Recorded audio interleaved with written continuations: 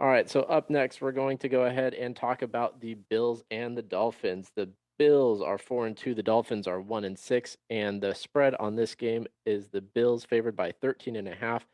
Over under is 49.5. So a lopsided divisional game that doesn't have a lot of juice, but Buffalo has scored 30 plus points in the last 6 games against the Dolphins and won all of them.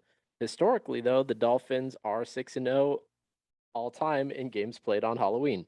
So that likely comes to an end this week. Dolphins injuries, Jerome Baker, Devontae Parker, Jalen Phelps, Xavier Howard, Byron Jones, Jason McCourty, Malcolm Brown, a whole bunch of guys. Um, Bills pretty healthy. Justin Zimmer and Spencer Brown are both questionable, but Dawson Knox is going to miss the game with that hand surgery that he just had to have.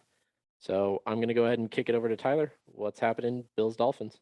Well, as the resident Dolphins truther, apparently, I do want to throw out, I might not wanted to water last week, but I was on the Dolphins side of the thing. I was the only one. I think the word crazy, delusional, lunatic, whatever words Jake used to describe me. Um, I, this is one of those games I think is going to be real sloppy for the Dolphins. I think Buffalo's got a great defense. I think if we go back and we look at the schedule, Buffalo has no problem pouring it on bad teams. They just never have. Last time they played the Dolphins a few weeks ago, I think it was week 2, they won 35-0. They played Washington when Washington's offense was clicking, beat them by 22 points. Played Houston the next week, 40-point win, 40-0 actually. Beat the Chiefs by 18 points, which is less than what this spread is. And I think all of a sudden we see the Titans beat them, and now magically they're not the same team that they were 2 weeks ago. And I think that's absolutely crazy. I think Buffalo is still a phenomenal team. I don't know how the Dolphins go out and put up more than 7, maybe 10 points. And if the Dolphins are putting up 10, I don't know how you're going to tell me that Buffalo is not going to put up 24. So I'm going to take Buffalo to cover this by a wide margin. I don't think it's going to be a problem. What it really comes down to is that over under. I find myself taking a lot of unders this week, and I think that this might be another one. We go back and we look at what they did to Miami in week 2, and it was 35-0. This Buffalo defense is still just as good. They don't have any look ahead games. If you actually take a look at their schedule, the next 3 weeks, they've got Miami this week, and then they've got the Jaguars, and then they've got the Jets. If you've got Miami's defense, if you can get a hold of Buffalo's defense, if you can get a hold of Buffalo's defense, this is going to be a defense that's going to be running things for the next 3 weeks. And their defense is actually talented. It's not just the schedule. So for me, I think I'm going to hesitantly take the under, although I think Buffalo, if they really wanted to, could hit this over just by themselves. I just don't have enough faith in Miami's offense. Maybe if it's 42-10, 42-14, it goes over, but I personally just don't see the need. I think this is a game that's going to be well over by halftime. You're going to see a lot of Zach Moss and Singletary, who I think if you were in a tough situation and you needed to flex one of them this week, I think it'd be okay. I think you can play either one of them. On the Dolphins side of the ball, I'm not excited about anyone. Obviously, the news with Malcolm Brown makes me curious to see what goes on with Myles Gaskin. I personally am not somebody that this season's had a lot of faith in him. Even after his big blow up, I was, hesitant to even consider picking him up in some of my leagues where he was dropped because I just don't buy it. But now all of a sudden, he feels like he's the last man standing. And I think even just from a purely pass volume point of view, he might be somebody that could become an every week flex for you with some running back 2 upside. I'd keep an eye on him. Obviously, if you need to start him, if you've been starting him, you can start him again. But he's somebody for me that I'm mostly wanting to just keep an eye on and see if maybe he starts getting more of that volume now that the options have thinned out. But Jake, you're looking at me. What do you got? Yeah, so in this game, I'm going to take the Bills. I just, like you said, Tyler, the way that they've been playing, and if you just look at what they're doing to the bad teams, they're completely just dominating them. They're completely just dominating them. Their defense is top 5 in almost every category, it seems like.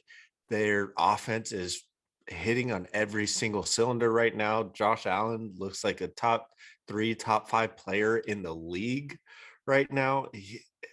That whole team is just humming. So I'm gonna take Buffalo to cover on this one. I think I'm leaning towards the under as well. I just don't think the Dolphins are going to be able to put up points in this game.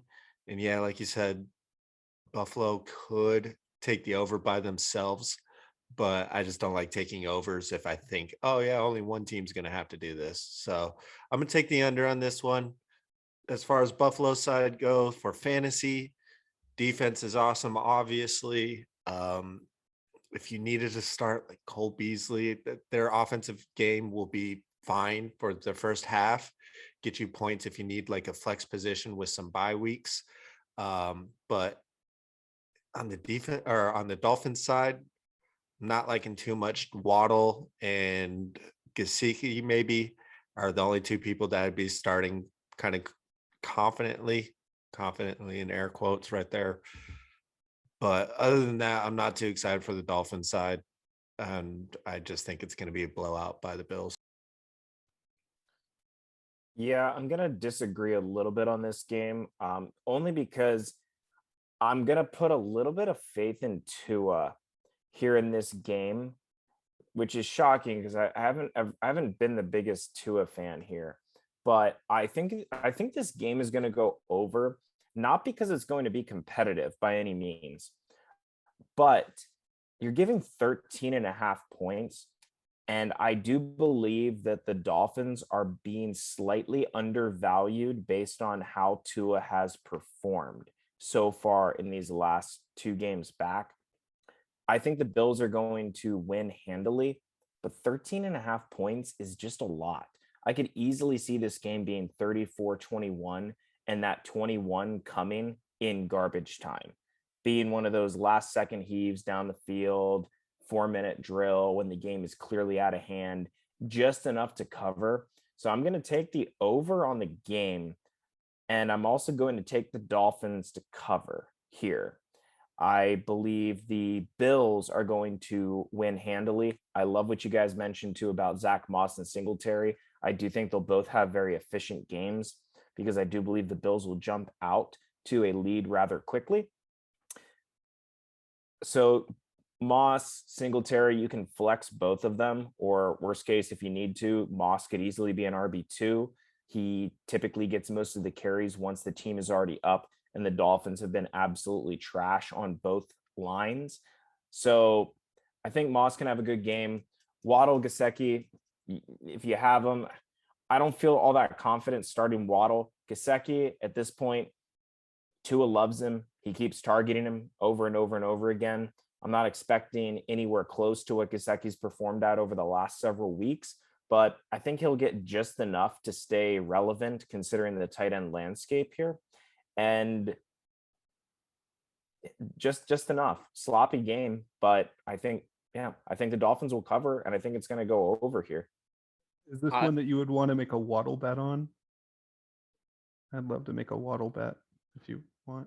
I was going to jump in on that as well because, Matt, I am agreeing with you on the over, but I am not as confident as you are in the Dolphins. I think that Dolphins, despite, Tua putting up a couple of numbers here, they just lost to the Jags and then they lost to the Falcons. Both teams are trash. Now they're going up against the Bills, who just, like Tyler said, just routinely blow trash teams out of the water. So if you're down to do a water bet, you got 3-on-1 here. Hold on. Is he saying waddle bet or is he saying water bet? I thought it was a really fun pun and nobody even smiled. Okay. I thought I heard that right. Y'all really hateful. I was just trying to ignore that because it was just as terrible as my opinion here on this game. So no, Bills coming off of a bye. No, I'm not confident in taking it. However, based on what I've seen, this is just a projection based on, I think Tua's got a lot of pressure on him. I think they're going to show up just enough. Desperation. It's a divisional game. Those can go either way. Just what I think. Am I confident? Hell no. Am I going to put this as part of a parlay or some type of bet? Absolutely not. But just what I'm going to project here.